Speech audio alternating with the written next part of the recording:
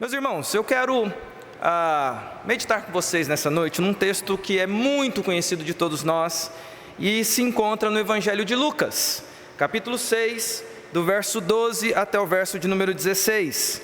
Lucas, capítulo 6, do verso 12 até o verso 16. Eu tenho ciência que os irmãos estiveram em pé boa parte do culto, mas em sinal de reverência à Escritura, à medida que você encontrar o texto, se coloque em pé, por favor, até para que eu consiga identificar quem já encontrou o texto e assim eu possa proceder à leitura. Você que está em casa, acompanhe também com reverência a leitura do texto e esteja concentrado ao longo de toda a meditação, não se deixando distrair por absolutamente nada aí na sua casa.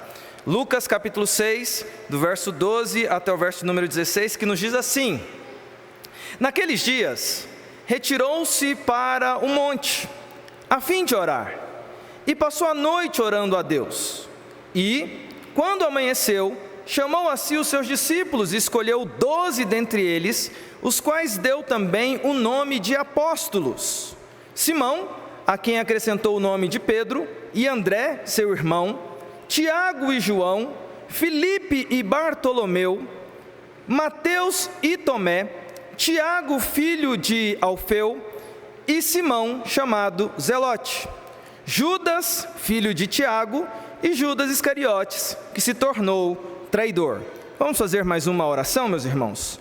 Pai, nós abrimos a Tua palavra, Teu livro santo, palavra do Senhor para nós, que é para nós o referencial de fé, de prática, regra para as nossas vidas, direcionamento para a nossa história, para o nosso caminhar aqui neste mundo. E, ó Deus, como igreja do Senhor, aqui confiados no Senhor, ó Deus, estamos mais uma vez com os corações abertos, com a mente atenta para ouvir o que o Senhor tem a falar conosco. E por isso mesmo, ó Deus, pedimos ao Senhor, humildemente, como ovelhas do rebanho do Senhor, como filhos do Senhor, como servos da Tua casa, pedimos ao Senhor, fale conosco, por meio da instrumentalidade da Tua palavra, ó Deus, e por meio do Teu agir do Espírito Santo em nossos corações.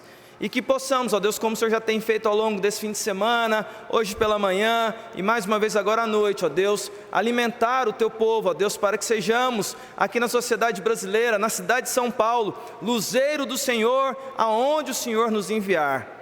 Seja conosco a Tua bênção, ó Pai, perdoa os nossos pecados. É a nossa oração sincera, em nome de Jesus. Amém. Os irmãos podem se assentar. Eu quero pensar com vocês aqui nessa noite, meus queridos irmãos, sobre o seguinte tema: aprendendo a ser um verdadeiro discípulo através dos 12. Se você quiser anotar esse tema, é aprendendo a ser um verdadeiro discípulo através dos 12. Eu gosto de trabalhar temáticas e eu quero trabalhar aqui pelo menos 3 aspectos, olhando para esse texto que é conhecidíssimo de nós todos. Aprendendo a ser um verdadeiro discípulo através dos 12. Esse texto, como eu já falei aqui, é um texto que a igreja cristã conhece muito bem, e é um texto que aparece nos evangelhos sinóticos. Ora, a gente encontra essa mesma descrição, tanto em Mateus, quanto em Marcos. Lucas vai fazer essa descrição aqui para nós, semelhante às outras listas, então, sinóticos, que são esses 3 evangelhos, Mateus, Marcos e Lucas, que são semelhantes nas narrativas, na forma de narrar o ministério de Jesus. Você percebe então que a lista de um para outro é praticamente idêntica. E é mais interessante ainda, e por isso que eu escolhi a lista de Lucas, porque esse mesmo Lucas aqui, historiador e médico, ele lá no livro de Atos, que é escrito por ele, vai revisitar a lista e vai atualizá-la lá no livro de Atos, já inserindo aquele discípulo que viria a substituir Judas, que foi o traidor. E em todas as listas que você tem aqui, há sempre essa referência a Judas o traidor, até mesmo porque quando esses evangelhos foram escritos, eles são escritos posteriormente, os fatos já tinham se dado, e eles estão então narrando esses acontecimentos, rememorando esses acontecimentos, a fim de que a igreja, tendo os evangelhos em mãos, pudessem anunciar a redenção por meio de Jesus Cristo e as boas novas que o evangelho traz. E em todas as listas dos sinóticos, me chama a atenção a lista ou o momento em que Jesus chama esses 12 discípulos para segui-lo. Me chama a atenção, irmãos, por uma série de motivos. Na verdade, como foi dito aqui pelo presbítero Cleverson, e ele falava, né, dessa minha vinda para ser pastor colaborador aqui na Igreja Presbiteriana Unida, o qual eu me sinto profundamente honrado, e às vezes assim eu fico maravilhado por estar aqui em uma igreja histórica da cidade de São Paulo. Isso para mim enche o meu coração de expectativa e fico no desejo de estar sempre aqui com os irmãos. E vocês vão perceber que sempre que eu tiver a oportunidade de estar trazendo, sendo um mensageiro, eu sou profundamente apaixonado pelos evangelhos. Eu estava lendo um livro agora, falava justamente sobre isso, né? Eu leio os evangelhos e prego os evangelhos para mim mesmo a cada dia. Estava lendo um livro que fala sobre isso, dessa necessidade de estarmos apegados ao evangelho, aos evangelhos, naquilo que o evangelho ensina.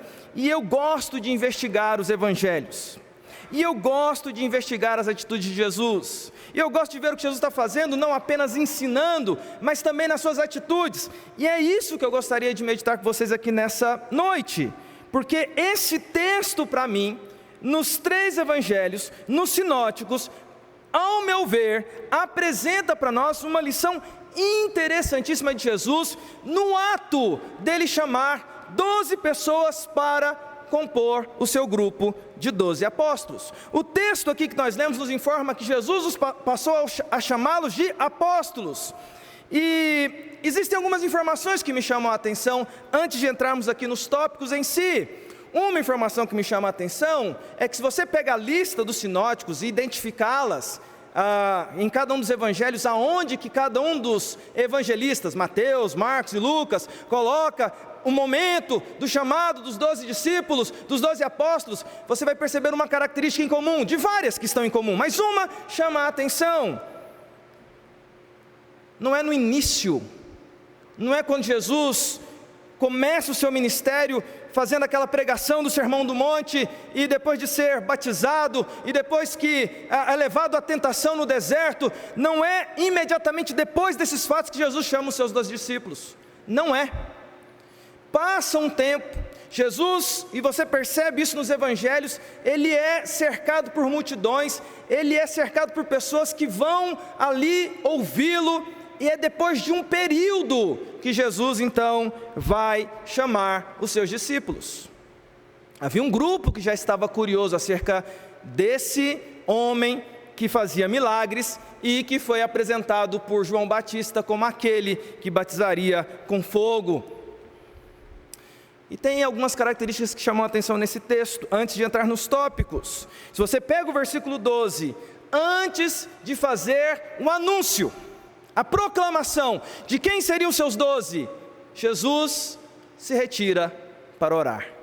E é magnífico perceber essa comunhão entre Deus Filho, Deus Pai, Deus Espírito Santo, porque o que vai acontecer ali é algo solene e importante, uma proclamação que tem efeitos, que tem resultado para a história da humanidade e na eternidade.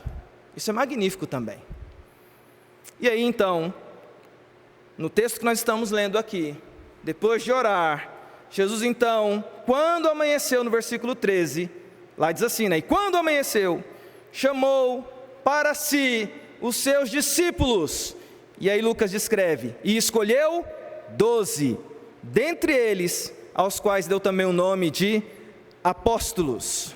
E aí eu tenho uma primeira lição que eu gostaria de compartilhar com vocês aqui nessa noite, e a primeira delas é: se eu quero aprender a ser um discípulo, e se eu quero aprender a ser um discípulo olhando para os 12, a primeira lição que eu vejo em Jesus, quando chama os seus 12 discípulos, é tomar cuidado com a religiosidade. Então, se você quiser anotar, o primeiro aspecto, o primeiro argumento que eu quero deixar com você aqui nessa noite é tomar cuidado com a religiosidade. Na verdade, eu começaria com a seguinte frase: fuja do legalismo.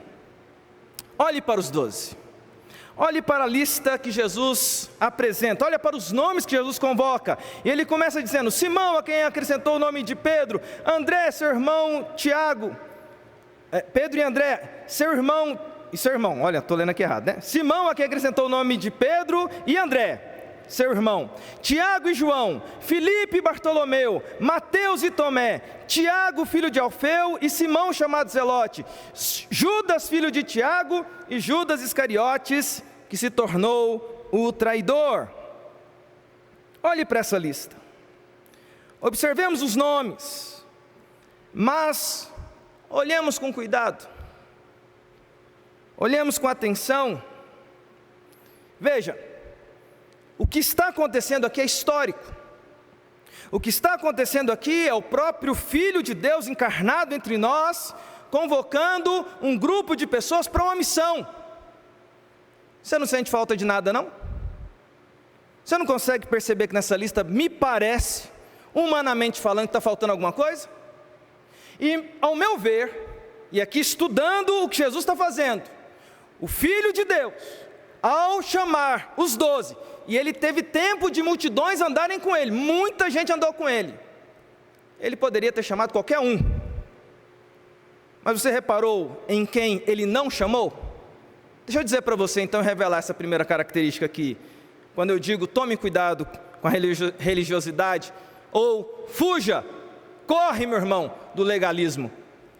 Na lista de Jesus, após orar, o próprio verbo de Deus, chamando pessoas para serem seus discípulos, ele não chama nenhum fariseu, ele não chama nenhum saduceu, ele não chama nenhum sacerdote, ele não chama nenhum escriba, ele não chama nenhum levita, ele não chama ninguém da elite religiosa de Jerusalém, da Judéia, da Galiléia daqueles dias.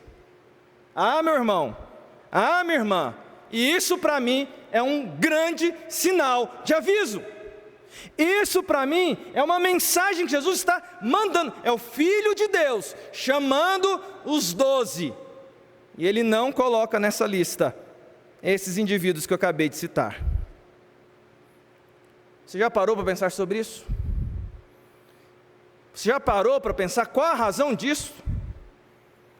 E sabe o que eu penso e eu concluo a olhar essa lista, a ler essa lista, ao ver o que está acontecendo antes e depois? E veja, o contexto é de uma religião que estava apodrecida, de uma religião de dias terríveis, de um grupo religioso que não reconheceu o próprio Filho de Deus. Sabe o que Jesus está fazendo?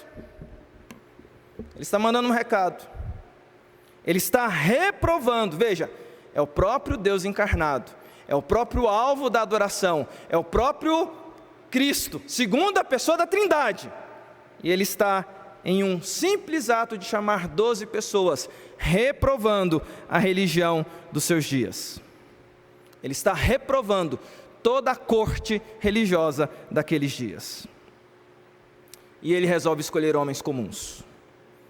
Ele resolve escolher pessoas comuns, e com isso, ele está mandando uma mensagem que ecoa pelos séculos, e que tem que ecoar em nossos corações nos dias de hoje, porque toda vez que a igreja se esqueceu dessa mensagem, ela sofreu bastante com o problema da religiosidade e do legalismo, porque eram estes os problemas daqueles dias, e este é um problema comum que nós vemos ao longo dos séculos, que sempre afeta a igreja.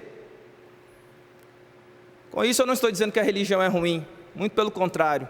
A igreja, a religião, a denominação, os dogmas são maravilhosos.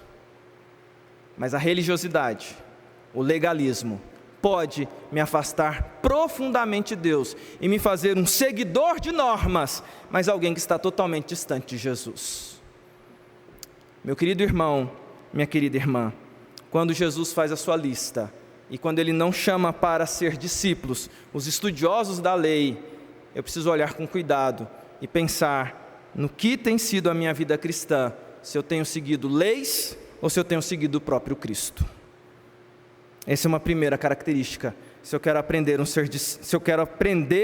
a ser um verdadeiro discípulo. Eu gosto muito dessa questão de aprendizado, acho que a vida cristã é um constante aprendizado, acho que estamos aí ainda na pandemia, saindo da pandemia, e aqui, falando de maneira muito sincera e transparente, um grande desafio meu, meus irmãos, Alexandre, é que eu quero ser um discípulo que agrade o coração de Jesus. Isso aqui me constrange, me quebra, me impacta. 2022... Deus tem nos dado novas oportunidades de aprendermos a sermos verdadeiros discípulos. E quando eu olho para os 12, eu aprendo isso. Eu não me deixo levar, ou eu tomo cuidado com a religiosidade, e eu fujo do legalismo com todas as minhas forças. Mas tem uma segunda lição.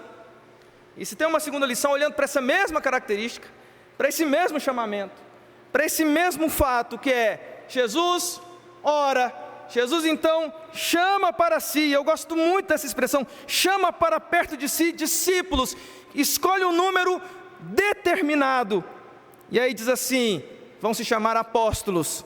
Há uma segunda mensagem que eu vejo nesse texto, há uma segunda lição, há um segundo aprendizado para mim, quero ser um discípulo verdadeiro, e a segunda lição é, eu preciso aprender a dedicar toda a glória a Deus. Eu preciso aprender a dedicar toda a glória para Deus. E eu poderia colocar aqui, né? Aprender a dedicar toda a glória a Deus em todo o tempo. E eu começo esse segundo argumento dizendo para você o seguinte: entenda uma coisa ao longo da sua história, glória nunca será para você. Deus não divide a glória dele com ninguém. E como que eu vejo isso aqui nessa lista? Como que eu percebo isso aqui em Jesus chamando esses 12? Por conta de quem eram esses 12. Se por um lado Jesus reprova os religiosos, quem ele vai escolher chama a nossa atenção. Quem são esses homens? Bem, alguns já escreveram sobre eles. Aliás, existe muita literatura sobre os discípulos de Jesus, mas é geral e é comum uma descrição sobre eles que eu gosto muito. E geralmente a descrição é homens comuns, homens simples. Sabe, não tinha nenhum gênio entre os discípulos de Jesus. A gente tem nos evangelhos a descrição muito ampla dos discípulos, né? A gente sabe uma coisa sobre os discípulos de Jesus também que é interessante, não eram de fácil entendimento. Sabe, não é aquele aluno que pega rápido? Você falou, você mal terminou uma frase, ele já captou?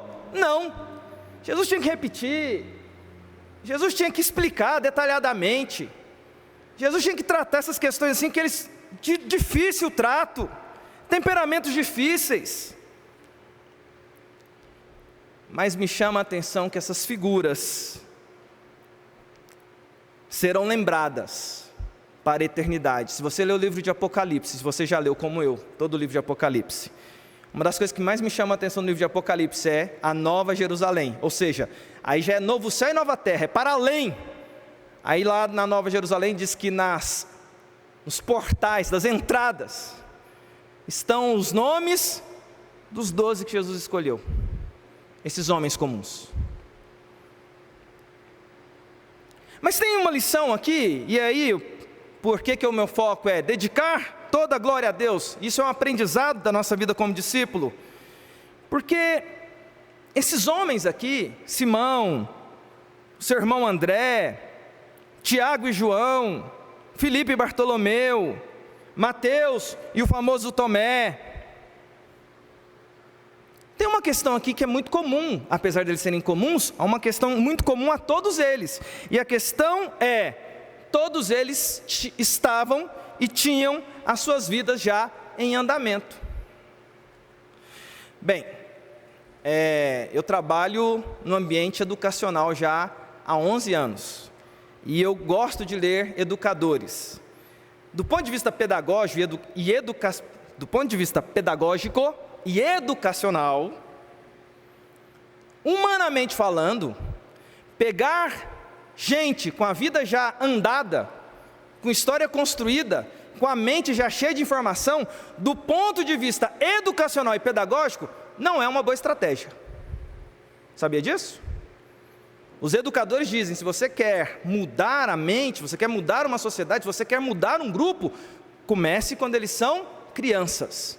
Eduque a partir do berço. Eduque de uma forma que desde que é pequenininho você já vai inculcando na cabeça um caminho. Aí vem Jesus, pega 12 marmanjos, já com profissão estabelecida, não eram geniais, extremamente comuns, de difícil entendimento, e faz desses homens revolucionários da história da humanidade. a ponto de, por conta do testemunho desses sujeitos, a história se divide em antes de Jesus e depois de Jesus. O que está acontecendo aqui? O que aconteceu com esses homens que se transformaram em pregadores corajosos? O que aconteceu com esses homens que se transformaram em escritores de cartas que nós, séculos depois, nos debruçamos em cima delas para estudar, para buscar orientação para a nossa vida? O que aconteceu? Aconteceu o que só Jesus pode fazer. Ele é capaz de transformar vidas. E eu gosto dessa perspectiva pelo seguinte ângulo e pelo seguinte aspecto. Quando um homem comum é transformado como foi transformado, e tem o impacto que tem na história, quando alguém olha humanamente esses homens comuns, é impossível dar glória a homens, só é possível dando glória a Deus. O que é feito com esses homens só é possível porque Jesus fez o que fez. Jesus operou neles um discipulado que transformou homens em revolucionários da história da humanidade, através da mensagem redentiva de boas novas do Evangelho. Sabe para quê? Para que nunca glória seja dada a eles, e toda honra e toda glória seja dada a Deus. Meu irmão, a lição está clara. Se você quer ser alguém usado por Deus, deponha as suas armas, não confie na sua inteligência, não confie nos seus títulos, não confie nos seus diplomas, mas confie no que Jesus tem para fazer através da sua história. E toda vez que algo maravilhoso acontecer através da sua história, lembre-se, não é para a sua glória, mas é para que a glória de Jesus se manifeste em você. Um homem e uma mulher comum, mas que tem um Deus grandioso que age através de você. Isso é magnífico. Isso me lembra me permitam compartilhar uma história que eu gosto muito, de um pastor que eu admiro muito, que eu amo muito, é para mim uma referência, que é o reverendo Ronaldo Lidório. O reverendo Ronaldo Lidório conta uma história que cativa o meu coração, porque, segundo essa história, o Ronaldo Lidório foi pregar em um congresso na França, um congresso missionário na França, e precisaria de um tradutor para a língua francesa. Essa história está aí na internet, é uma das histórias. Eu ouvi o Ronaldo contando em loco essa história, né? Mas está na internet, porque é um testemunho que eu acho muito bonito dessa questão do grande Deus, né? E diz o Ronaldo Lidório que ele então foi para a França, foi para esse congresso e precisava de um tradutor. Quem já pregou usando o tradutor é uma coisa difícil. Eu uma vez preguei nos Estados Unidos e teve lá um tradutor para o inglês. E é difícil você ir falando, o cara traduzindo, tem palavras muito comuns a nós brasileiros que para outras línguas não são tão comuns. Então, o que o Ronaldo Lidório fez? E ele conta na história, ele quis conhecer o tradutor antes. Chegou lá, o congresso era um congresso muito grande, de muita gente, era um congresso renomado, histórico, e aí ele pede, olha, apresenta para mim um tradutor, porque eu já quero falar aqui para ele alguns pontos idiomáticos, já falar para ele o tema do sermão, já falar para ele para onde que eu vou fazer a abordagem. E aí trouxeram o tradutor para o Ronaldo Lidório, o cara que ia traduzir do português para o francês. Eles conversaram, o Ronaldo passou umas dicas para ele, olha, eu vou falar isso aqui, aquilo outro, e ok, ficou combinado. Pois, no dia do congresso, uma pessoa chega até o Ronaldo Lidório, olha, reverendo, nós temos uma notícia para dar para você, uma boa e uma ruim. Qual que você quer ouvir primeiro? Aí ele fala, eu quero a notícia ruim. Então, a notícia ruim é que o tradutor que nós tínhamos preparado para o senhor, ele passou mal, ele não vai conseguir vir, ele está com um problema grave, e a gente não consegue trazê-lo. Aí, o Ronaldo Lidório falou assim, nossa, a notícia boa tem que ser muito boa. E aí eles falaram, a notícia boa é que a gente conseguiu uma tradutora para o senhor. E a gente quer apresentá-lo, porque eu estava na hora do congresso. E o Ronaldo Lidório disse que chega uma senhorinha idosa, fraca, encurvada, com dificuldade de andar, e chega até o Ronaldo Lidório, e o Ronaldo Lidório conta na ilustração de que quando ele viu aquela senhorinha idosa, vindo até ele, frágil, limitada, encurvada, ele pensou assim, meu Deus, como que vai ser essa tradução? Como que vai ser esse congresso? Eu tenho uma mensagem para transmitir, como que vai ser isso? Essa senhora, será que ela vai conseguir? E a senhorinha vira para o reverendo Ronaldo Lidório, e olha aqui, a tradução seria o Ronaldo falando inglês, e ela traduzindo do inglês para o francês. E aí ele puxa a senhorinha de lado e começa uma conversa com ela e fala: olha, eu combinei com outro tradutor algumas frases, senhora, eu quero passar para a senhora essas frases. E ela vira para o Ronaldo Lidório e fala assim: olha, não precisa, não tem problema, lá na hora a gente faz. E ele ficou angustiado, e ele conta desse jeito a história. Ele insiste com ela, ele fala mais uma vez, dá uma volta, tenta dar uma dobrada nela. Ele fala assim: olha, eu tenho aqui algumas palavras que eu quero passar para a senhora não ter dificuldade na tradução. E aí ele conta que na insistência de falar com ela, ela estava com dificuldade de ouvir e falava muito baixinho. Ele precisava ouvir, baixar para ouvir ela, e aquilo angustiava o coração dele. Vai ser pior do que eu estava pensando. Ela fala muito baixo. Aí ele falou: não tem jeito, né? Ela não quer as palavras que eu estou querendo passar adiantado para ela. Vamos ver o que acontece. Chega a hora do congresso. Segundo o testemunho do Ronaldo Lidório, trazem aquela irmã para o lado dele, e o Ronaldo começa a pregar em inglês. E é muito engraçado ver o Ronaldo contando essa história, e eu amo essa história, porque diz que na hora que ele começa a pregar, a mulherzinha se ergue, e ela começa a traduzir com autoridade, e ele olha para ela e começa a falar, e ela começa a traduzir, e a coisa foi fluindo, e ele falava, e a mulher falava na mesma entonação, e ele falava com autoridade, ela com autoridade também. E ele disse que teve uma hora que ele ficou tão impressionado, que quando ele estava terminando a frase, ela estava terminando junto. Ele falou assim: gente, o que está acontecendo? Que potência é essa? Que irmã é essa? Terminam, há um quebrantamento. Ronaldo Lidório, impressionado com aquela irmãzinha, termina, a irmãzinha vai embora, e ele, ainda admirado com aquela situação, alguém chega para ele e diz assim: você sabe quem é aquela senhora que traduziu para você, Ronaldo? E ele: não, gostaria de saber mais sobre ela. E alguém diz: essa irmãzinha foi a tradutora do Billy Graham, quando ele pregava aqui na França, nos grandes avivamentos da época em que Billy Graham passou aqui pela França. E eu gosto dessa história, porque na fragilidade de uma mulher, na fragilidade do ser humano, a glória de Deus, quando se manifesta, mostra o que Deus faz através de nós. Deixa eu dizer uma coisa para você, para finalizar esse tópico: nunca será para você a glória.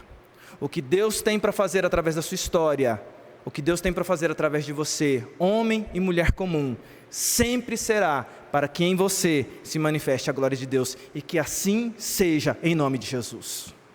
Isso me leva ao último argumento.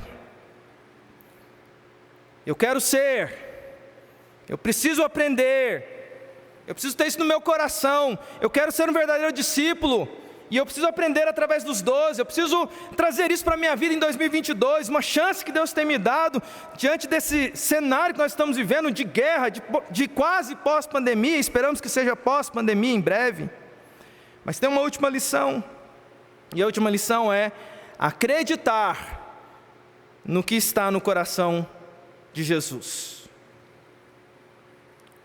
Se eu quero aprender a ser discípulo, eu preciso acreditar naquilo que está no coração de Jesus. E eu começo com uma frase: em meio às dificuldades, meu irmão, minha irmã, confie no que Deus planejou para você. Acredite no propósito do Senhor. Em meio às dificuldades, confie no que Deus planejou. Acredite no propósito de Deus para a sua vida. Volto a essa lista, volto aos elementos dessa lista, e volto para os fatos que se dão em sequência.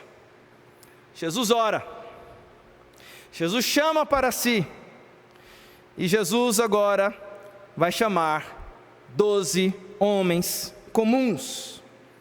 E ele começa: Simão, a quem acrescentou o nome de Pedro, e André, seu irmão, Tiago e João, os irmãos, Filipe e Natanael, Bartolomeu. Portanto, Natanael e Bartolomeu são a mesma pessoa. Bartolomeu era o sobrenome de Natanael, tá? Essa informação aí para você é importante, porque às vezes vai aparecer Bartolomeu, às vezes vai aparecer Natanael. Natanael e Bartolomeu são a mesma pessoa. Mateus e Tomé, Tiago, filho de Alfeu, e Simão, o Zelote. Judas, filho de Tiago, Judas Iscariotes, que se tornou o traidor. Terceira e última lição, meus irmãos, o último aprendizado que eu vejo nesse texto, de tantos que a gente pode ter, mas para essa noite eu gostaria de trazer essas três lições. confie, acredite no que está no coração de Jesus. Olhe para essa lista. O que a gente tem aqui diante de nós? Homens comuns, já falei. Homens com as vidas definidas, já falei. Profissões definidas, comentei sobre isso, mas eu quero aprofundar agora um pouquinho nisso. Você já olhou as profissões desses homens e homens aqui? Mulheres não, né? Mas esses homens aqui? Você tem aqui na lista um revolucionário, que era um zelote, do partido político dos zelotes. Você tem um publicano, que era do partido político dos publicanos. Você tem pescadores, e este é basicamente o grupo dos 2 discípulos. Pescadores, publicano e um revolucionário.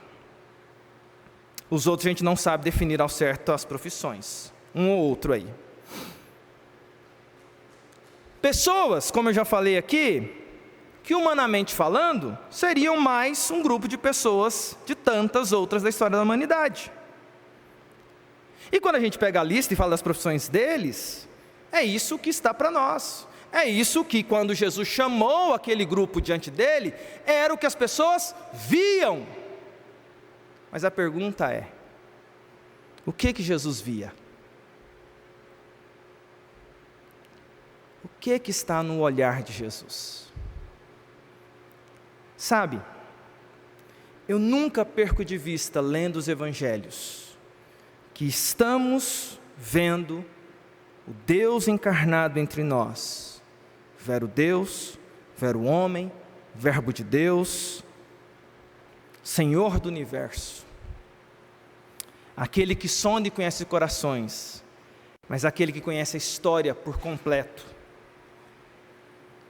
E se por um lado você tem aquele grupo que testemunha aquele chamamento, vendo ali um pescador teimoso, um grupo de pescadores, um revolucionário, um publicano que até é criticado por estar ali entre os discípulos de Jesus, o que Jesus está vendo são homens que Ele irá transformar em homens corajosos, pregadores ungidos, abençoados, homens que viriam impactar a história para todo o sempre. Aqui é um típico já e ainda não. Estão no momento histórico do chamamento, mas o próprio Jesus está olhando para ele e vendo que eles iriam se transformar.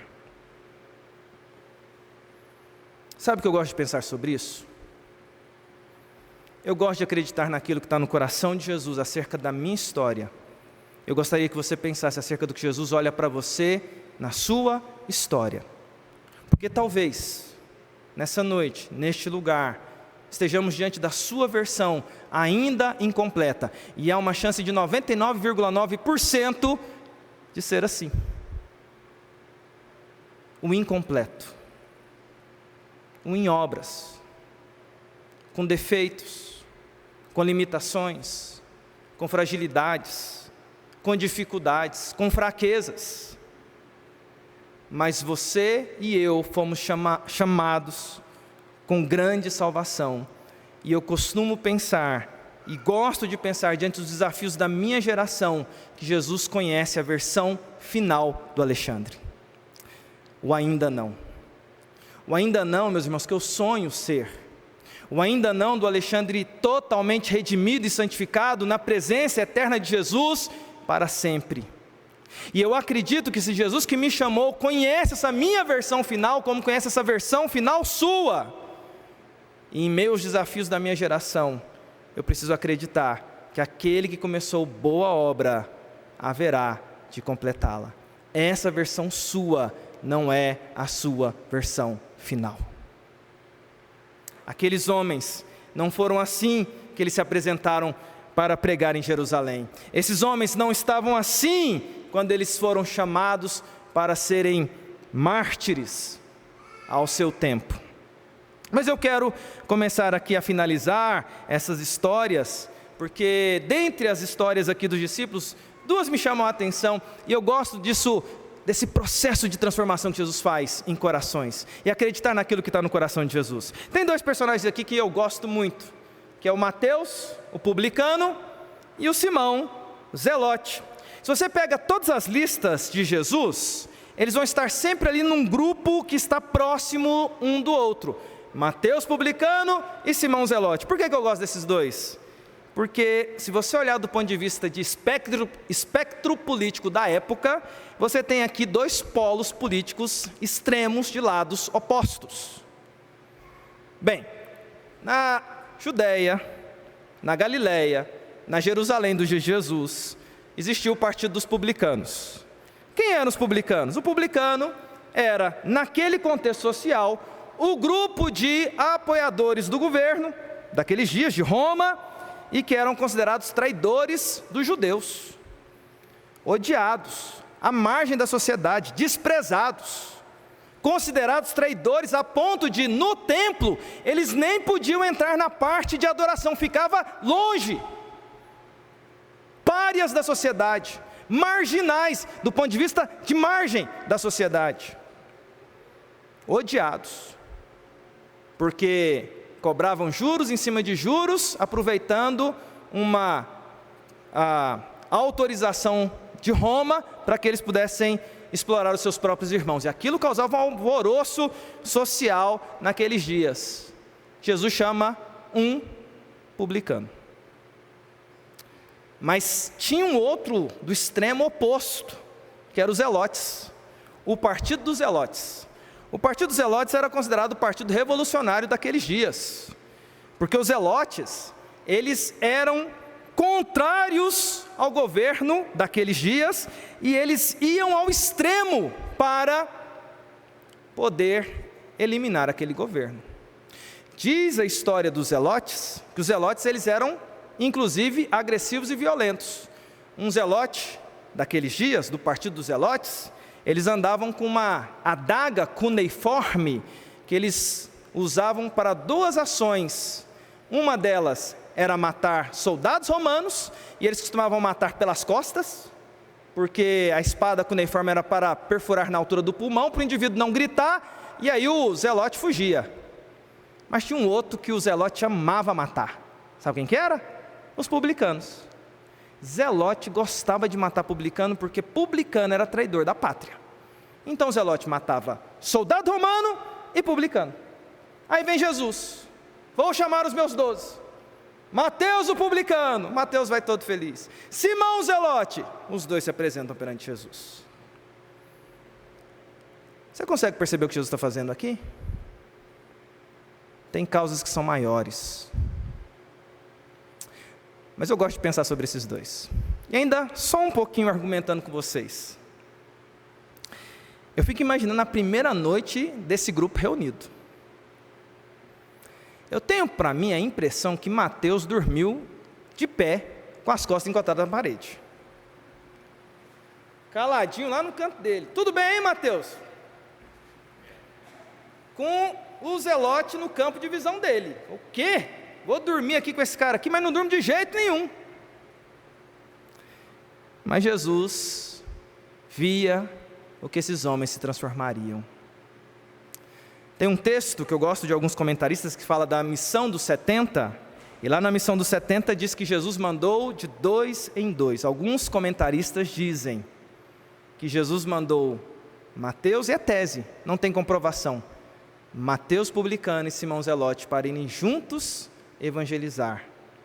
Eu acho isso magnífico. Se Jesus fez isso, eu acho magnífico. Mas tem uma coisa que eu consigo comprovar aqui nos evangelhos. Mateus escreveu um dos evangelhos, e toda a descrição que ele faz de Simão Zelote é uma descrição realista, nem pendendo para um lado, nem pendendo para o outro, mas ele descreve ali um dos discípulos de Jesus. E aí quando você estuda a história dos discípulos, e eu gosto de estudar a história dos discípulos, Mateus e Simão Zelote morreram, mártires. Mateus não morreu defendendo o partido publicano, ele morreu por causa de Jesus. Simão Zelote não morreu defendendo o partido dos zelotes, ele morreu por causa do seu amor por Jesus, porque Jesus viu o que ele transformaria aqueles homens. Meu querido irmão, às vezes você se depara com uma pessoa que ainda não está no processo final de transformação. Tenha paciência, porque Jesus vai transformar, Jesus ainda haverá de concluir a obra que Ele começou em irmãos e em irmãs nossos, e a gente precisa crer nisso. E concluindo, meus queridos irmãos, eu quero terminar essa mensagem convidando você a colocar o seu coração diante de Deus, porque a minha grande análise desse texto aqui é sempre no pedido de que o Senhor me capacite a ser um discípulo que tenha as credenciais que Ele quer para a minha vida. Ou seja, que o meu coração esteja sempre apegado mais a Ele, que eu possa buscá-lo e dedicar toda a glória a Ele, e que eu confie naquilo que Ele está planejando para mim, porque servir a Jesus tem essa característica, aquilo que Ele está planejando para mim, eu tenho certeza que no final será bom. Que Deus abençoe grandemente a sua vida, sua semana, em nome de Jesus.